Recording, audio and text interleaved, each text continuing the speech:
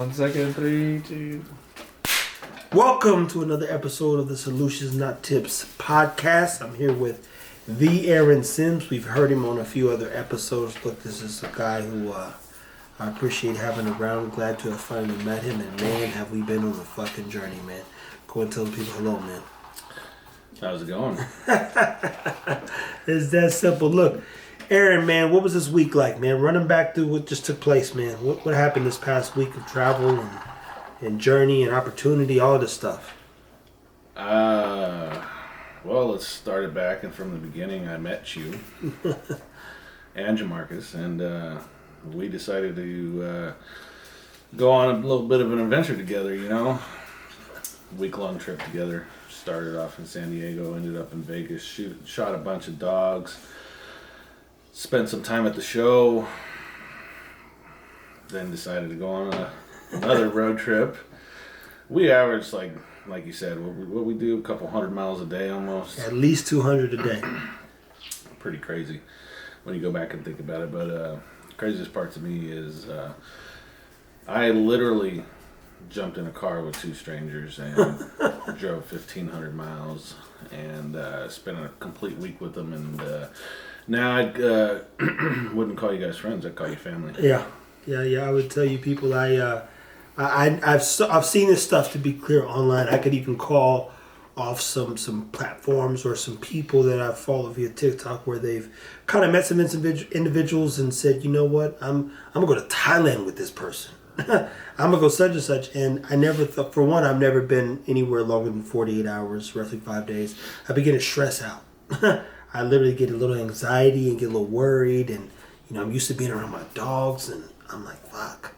But I could tell you, I've been here now. We're going on day 10, almost 10 will be us getting back in the car and heading out, and I don't feel a need to rush back home. If anything, I'm appreciative of the opportunity and thinking, man, what's next?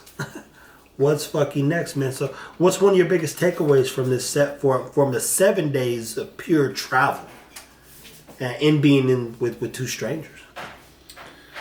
Every now and again you gotta take that little leap of faith and go out there and get outside your comfort zone. Everybody's afraid to go out there and do those things that, what if, or for all I knew, this guy was some weird motherfucker, that first night I had my eyes open, man. I didn't know the motherfucker was gonna come across and do some weird ass shit, So, yeah, no. Definitely step outside your comfort zone. Yeah, and I was in there with your wife earlier today, and she said it. You say what? I was in there with your wife. Bro, we about to get down and. I'm just playing. Oh man, and she thought it would be good for you to head out, and I think after knowing you the way I know you now, I would say that I would agree with her. She said, had you chosen not to go to Vegas, you would have been like, fuck, I should have went to Vegas. Yeah, I would have regretted every second of it, I would have seen all the video, and we've known, okay, I shouldn't say he was a complete stranger. We talked for several years prior to this. Yeah. Just, we had never had actual contact, But, so I know a little bit about the guy, but, I'm definitely glad I went. Like I said, I came away with good friends and family. Yeah. And I feel like, we've made this is going to be a lifelong friendship. Yeah. So. And the things we did were impactful, man.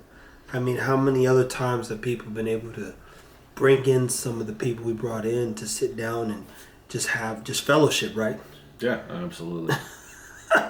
I mean, we, Aaron made a suggestion that we potentially get and stop by Ron's house. Ron Ramos, for those that don't know, Papa Pitt, guy who's been in, he's shown basically every organization, a registry if you would, and just diverse in that space. And we got to sit down with a guy who's literally a relative of his, and then of course a few other individuals, Fred and Aaron. And it was like if the timing couldn't have been better. No, and you want to talk about a wealth of knowledge just between Ron and Ruben. I mean, Ron has been around the community forever, and you got a question, and that guy will have an answer just because Ron has been around that long. Yeah. And put it this way, he was calling Ruben Rubenstein. I mean, because of that, you talk about somebody that knows everything. I was calling him the professor the other day on one of your lives. I was like, "Ooh, the professor checked in." Oh, fuck it. Yeah, it's just when you think you know a lot, you talk to a guy like Ruben and be like, fucking shit, dude. I had no clue. Yeah. I really did. I'd only, hung out with Ruben just, saying hello at the shows. And, I didn't really know the guy all that well. And just being around him and watching him on the lives and being in contact with him a little bit more, wow. Ruben, you're something else, bro. You're amazing. And I felt the same way. And it was crazy because Aaron's kennel partner and mentor to you. And as he said, you mentor him at times as well. Sergio Valdez is the one who said, put it like this: Sergio knows a lot of stuff, and he goes, "This guy knows a lot of stuff. You want to know more like about the history and stuff? This is the guy you really want to talk to." And when I bumped in, I messaged Ruben right away, and I tell you, man, it's been a blessing to have come in contact with someone who's so well versed and that at that level of information. And just his willingness to learn as well. Him and I speak about videography. It's an exchange of information, and trust me, he knows way more than I do. To be clear, he knows way more than all five of us put together. Yeah, that guy's he's got to be a genius. Yeah, beyond a reasonable doubt. But when you hear Aaron say, "Hey, let's take a risk." Life, people. I don't know how old you are, where you're at in life, but it's very short, unfortunately. And I know prior to that you had dealt with some loss, Yes. that of your grandmother, and we're actually in her home, right? Yeah. This is her home, so imagine losing somebody you love who've impacted you, and then walking down the hallways you were raised in every day. It was definitely tough. Just right after she passed away, and everything around me reminds me of her. Yeah. So definitely tough, and this trip was definitely needed.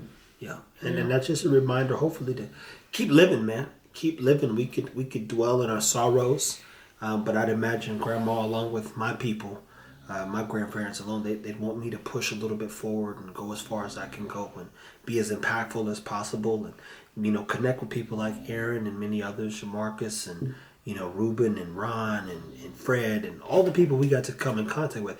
There were a lot of beautiful moments on this journey, man, and I couldn't have done it better or with a different crew. I mean, I think it was just the perfect timing, the perfect setup. David, we got to really connect and work with a lot of great individuals. Absolutely. who are highly invested in the dog space, man. So, what's something else that you learned on this trip about yourself, primarily, man?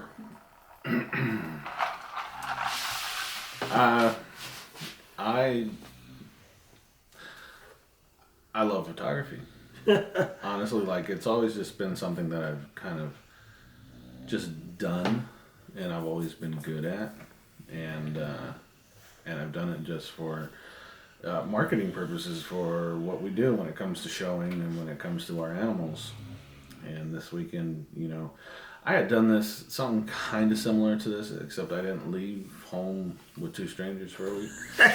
I left home for a weekend with my best friend, so it wasn't really stepping outside my comfort zone. And I had done this one time before, and it was just kind of to check out my ability, see what I could really do. And then this time around, I really fell in love. And, we're sitting there joking around about how much money you're actually costing me because of that. But it's going to be a positive thing. I don't mind going out and spending big money on a camera and a camera body and a lens and doing something that I love. This could potentially be something that I walk away from my day job for. Yeah. Yeah. Granted, that's not going to happen tomorrow, but it's a process in itself.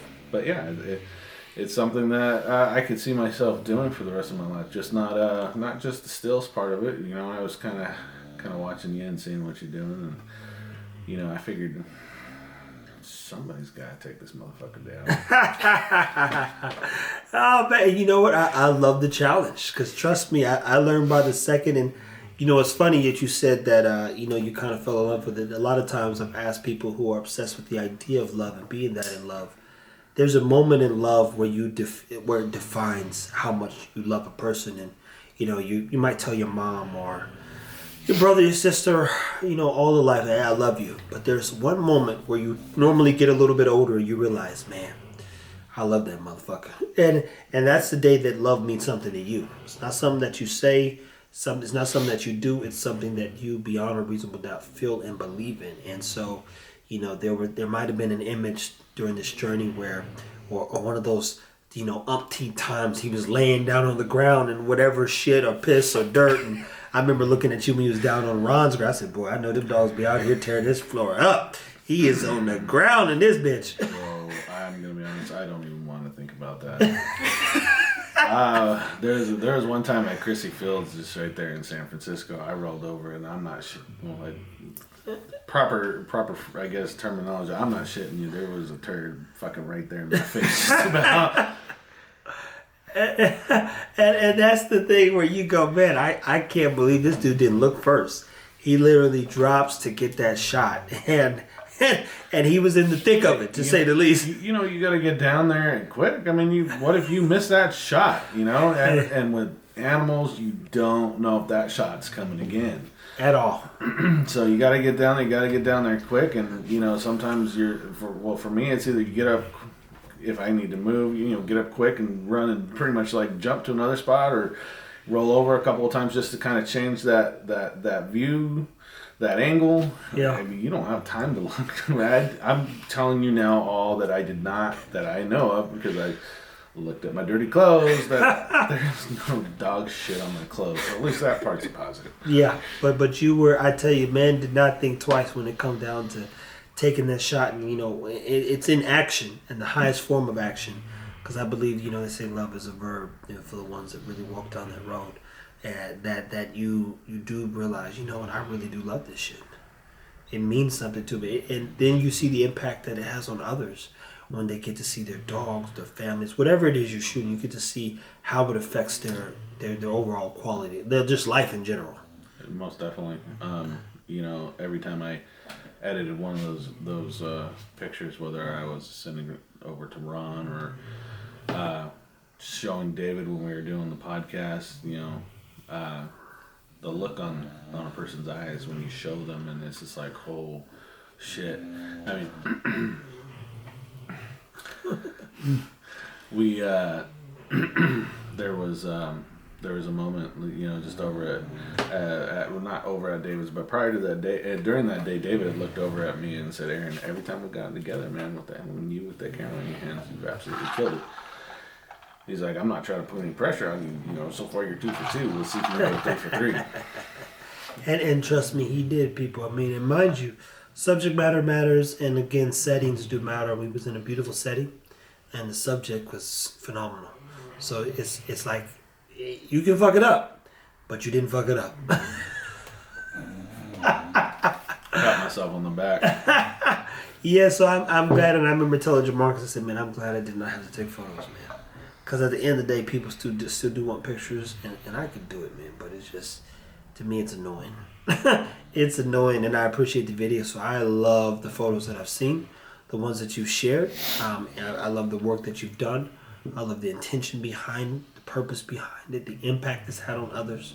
I know that there's been a real joy. I love personally when people do change for their avatars. I saw Papa Pitt change his avatar a couple times now to various photos that you took. Yeah.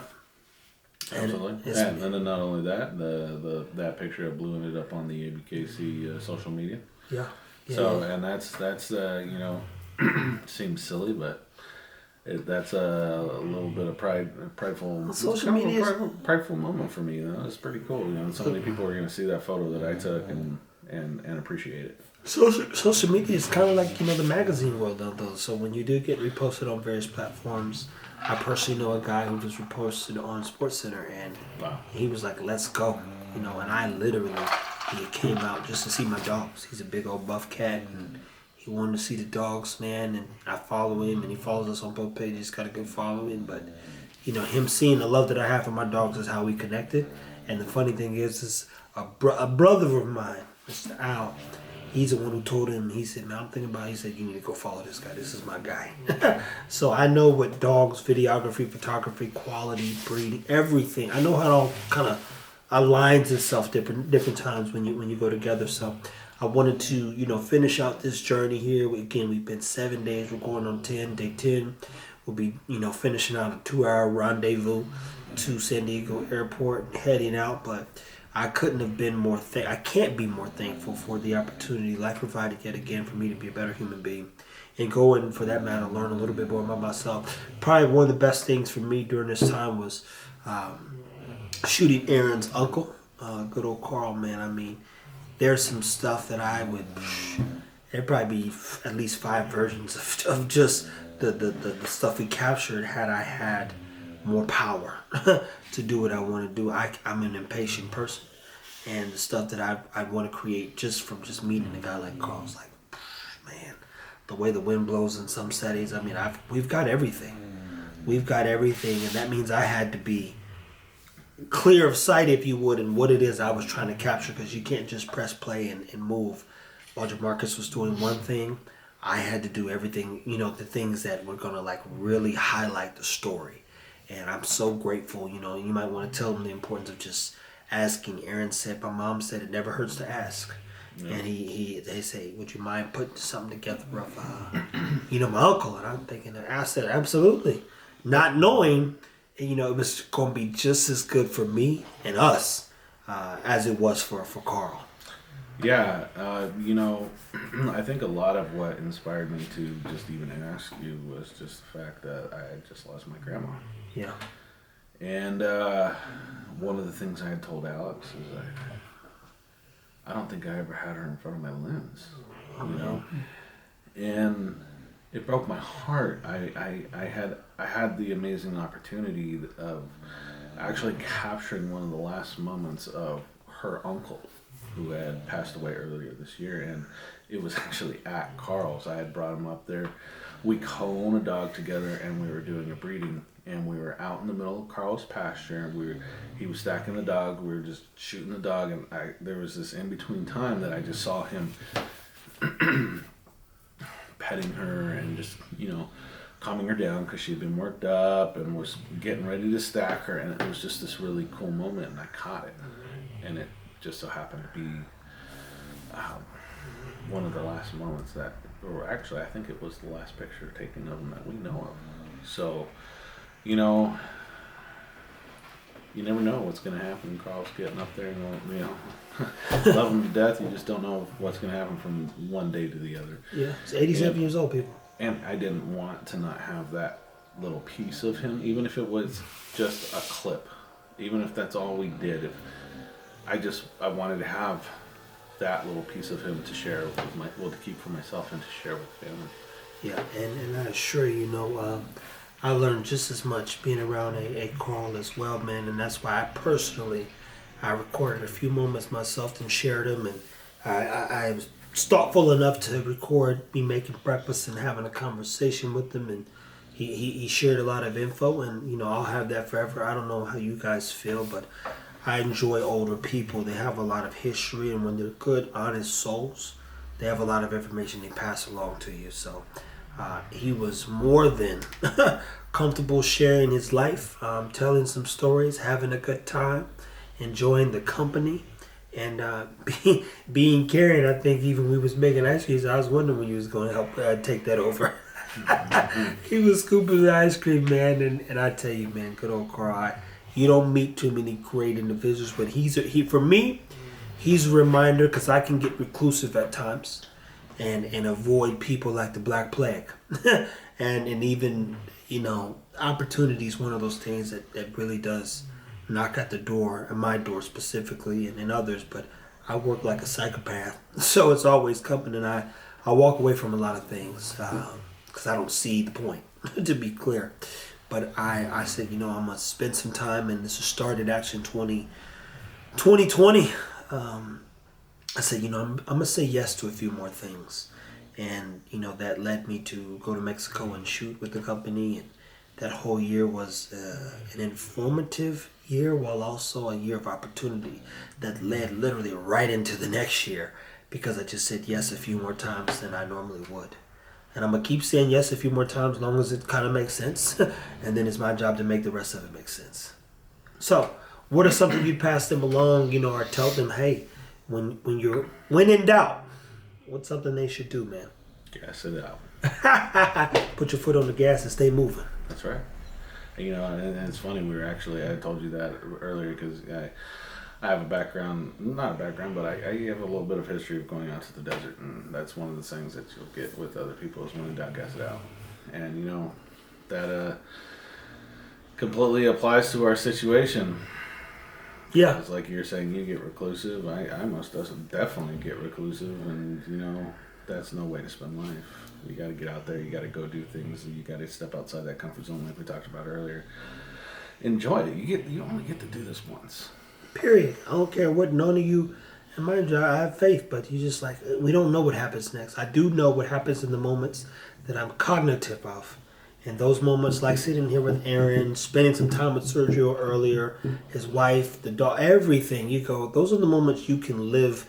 You live to live for, and the moments you get to remember and take with you and share with others. So it's nothing like, again, a few moments where you get to capture some history and then share that with people, and then they get to use it and hopefully apply it to whatever life they want to live or are living.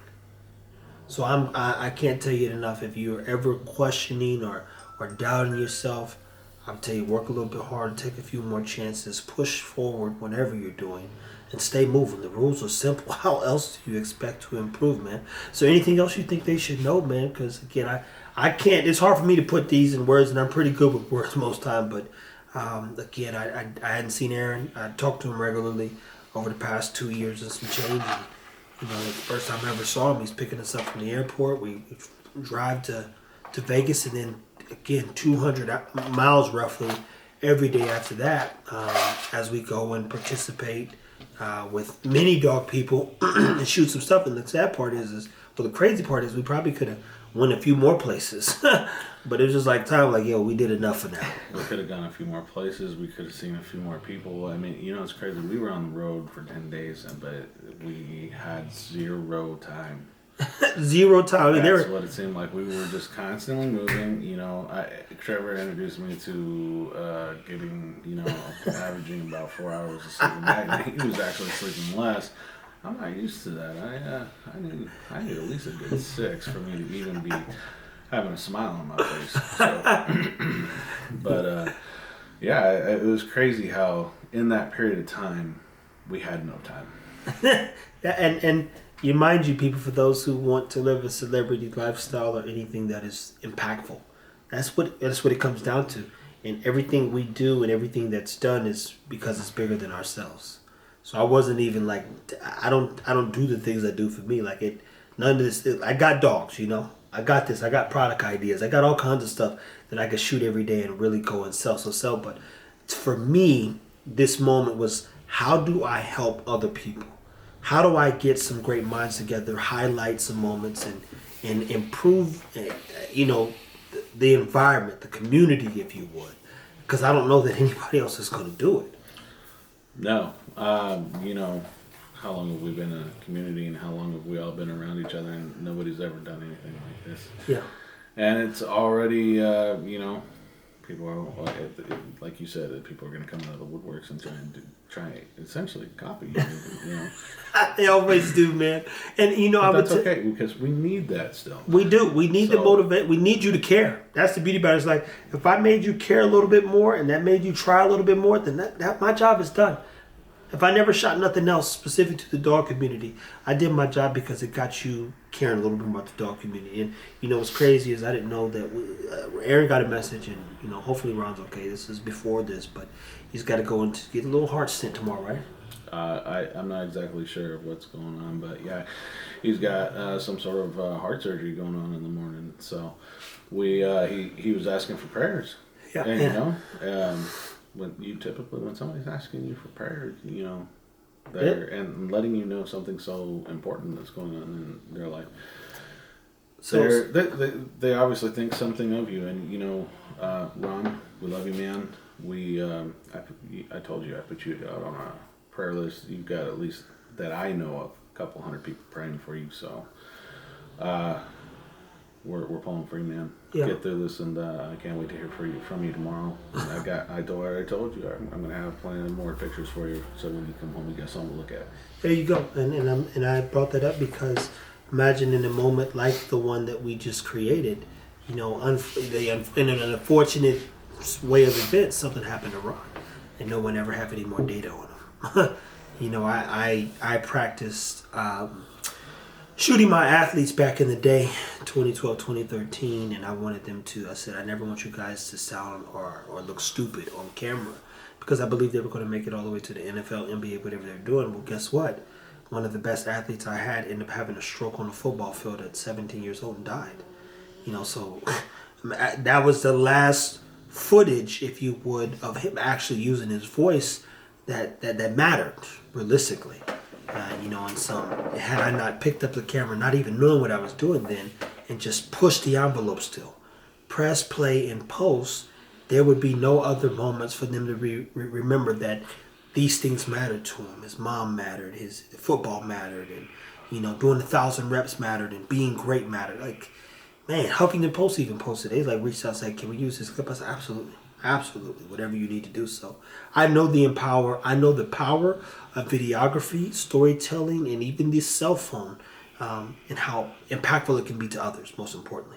So I'm grateful that Aaron joined forces. We joined forces and combined our skills, got out there and created a few more moments, made some history. He's been posted on the page that matters to the community we live in, which is the ABKC page. But even more importantly, he's impacted the people directly involved with their dogs in a positive way via photo, and my way via video. And I appreciate everybody who came out, supported our journey, and said, "Hey, I'll pay that price to get some content and just link up with you guys and do some good business." It makes you think, man. It could get better. You know, we could still do so much more. Imagine if we were hitting 5-6 states and pulling in a crowd of 50 to 100 people all in one setting because of our skills. I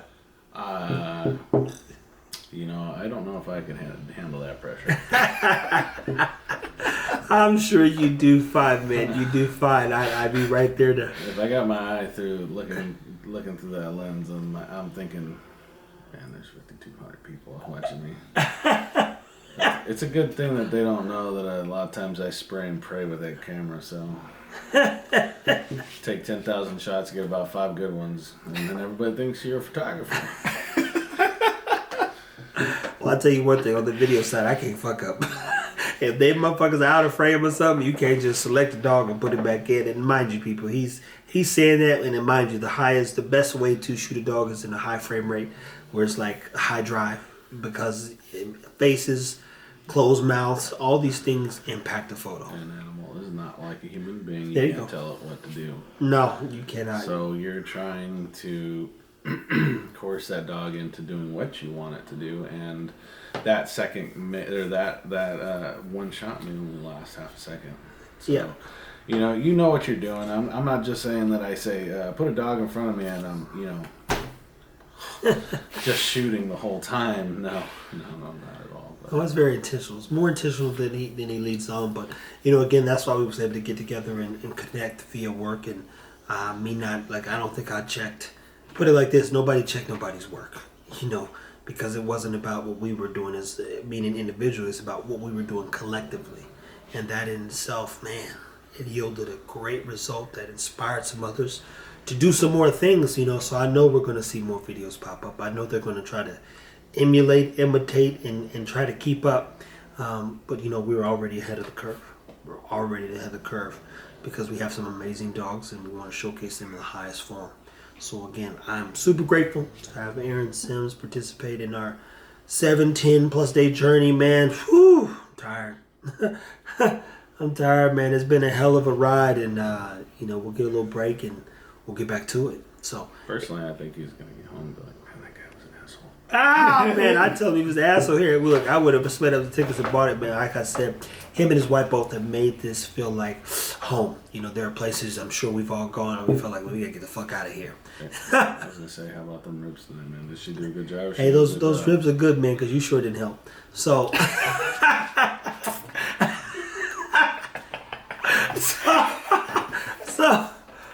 so they were good. He been putting some. He said we're gonna put some respect on these ribs, but he had nothing to do with it.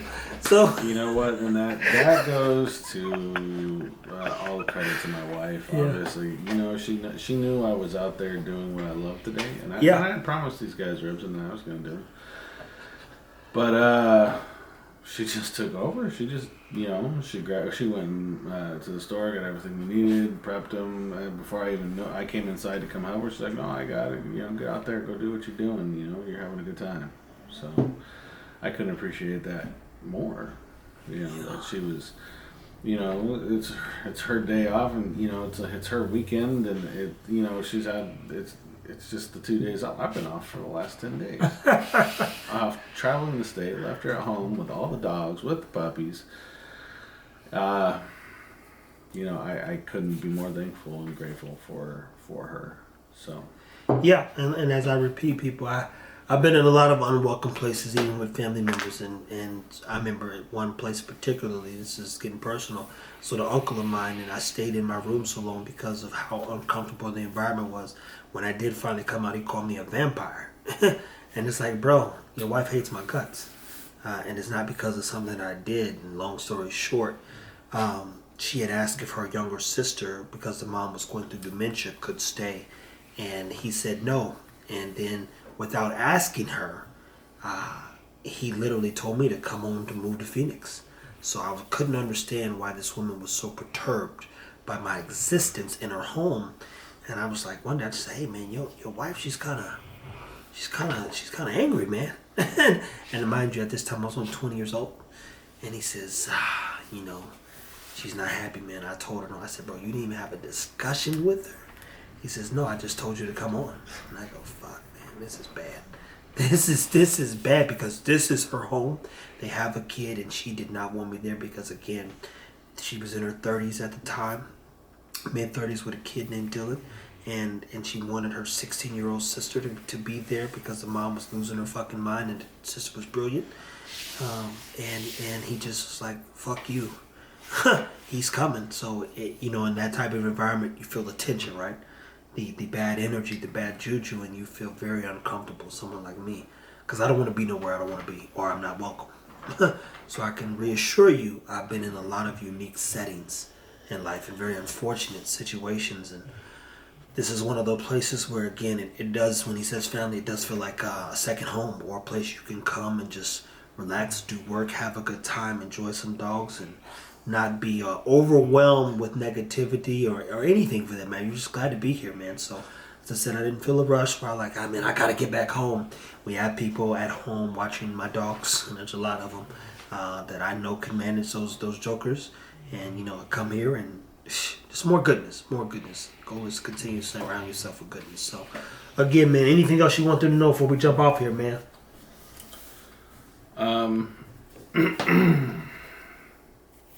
Yeah, don't get a kennel partner. That was in the other episode. Hopefully you picked up on that game. Now listen, people, again, Aaron, I want to thank you for joining us, being a part of our journey, participating. I know you've said like, hey, this is you guys' show. Man, say it's as good as all of us, man, and everybody played a part, and we're still going to play a part. When people think of videography, photography, the goal is to make sure they think of us, not just me. Not just me. Think of all of us, man. It takes an ecosystem to really make something work and come to life. And this thing came to life because you were right there with us, to be clear. It was a lot of fun. So if you guys ever get an opportunity to do something that's outside that comfort zone, do it. There you go. And mind you, when I pitched it to him, he just like, hey, can I come? And it's so funny because and Fred said, hey, can I come? And then you say, hey, talk to Ruben. Ruben's like, then Ron told Fred, Ruben, you gotta come. So you looked up and you had all these, as he said, a moment in history where collectively it it's just years and years and years of experience and information and education, and you can't recreate those moments, man. You just I got to be grateful when they do come. And remember, you don't know everything. Man. So when somebody is trying to teach you something, listen. Absolutely. And that's the beauty about being around Aaron and everybody. I know for a fact I don't know anything. Hell, even with the video stuff, I learn something every day. And I shoot a lot of fucking video. Same thing with the dogs, the pictures. I'm watching everything from the whelping to the breeding to the everything, man. But that's the thing. I wake up every day and think, how can I be impacted today or impact someone? And in impacting others indirectly, you very directly learn how to learn more about yourself, how to communicate, how to be better, how to take more chances, everything. You do learn something new every day. You know, like with today, I was amazed by Hound. Oh man, That boy's cold. He's got some drive on him, but you know what? I had never tried getting him to come up to my hand for that ball like he was doing today, and he just did it like we'd been doing this for, months. It's something that I had actually taught him. He was, just to clarify, people, I was holding the ball up above my head, and I was telling him, "Get it, come on, go get it." And he got up off the ground and about damn near bit my hand off every time. And he's a big old boy, so to see him in that state of being where you're getting him excited and he wants to play, man, listen, your dogs want to work for you, man. Absolutely. They want to work for you, so I'm glad that was a moment of clarity for you. Because when I see my dog do something, I go, fuck, I want to see that some more. See, and to clarify why I'm kind of happy about it is, you've seen me and Fortuna. I tell Fortuna, give me a high five, and she jumps up and she puts her nose right on my hand. Well, I've been trying that with Hound for forever, but the dumbass keeps jumping on me. Not my hand. It doesn't jump up and hit my hand. The 130 pounds of dog jumps up on my ass with his nails scratching and trying. I was trying the wrong thing. I had to motivate him differently. Yeah. So, and then, man, oh man, wait till you guys see that video of him. It's nothing short of just impressive. Man, and I love watching the dog move. There's a couple longer clips I would have just made, but you got to cut through a few things, but you go, fuck, I could watch that in itself. I think one clip I did, I don't know if you even have it, it's just a reverse clip of him tearing to the ground and then just going in reverse, because I go, I need one. That's what I'm thinking. I need one that can do that same. I don't want that same energy. That was something else. Oh man, well, people, listen, like, subscribe, comment. Hopefully you learned something. Again, take chances, make choices, be decisive. To be decisive is to make a decision and to know where you stand. The best place to stand is on the side of learning and being a better human. That being said, solutions, not tips, people. Hopefully you learn something about yourself. Take care. I was totally going to pull the Stay Classy San Diego.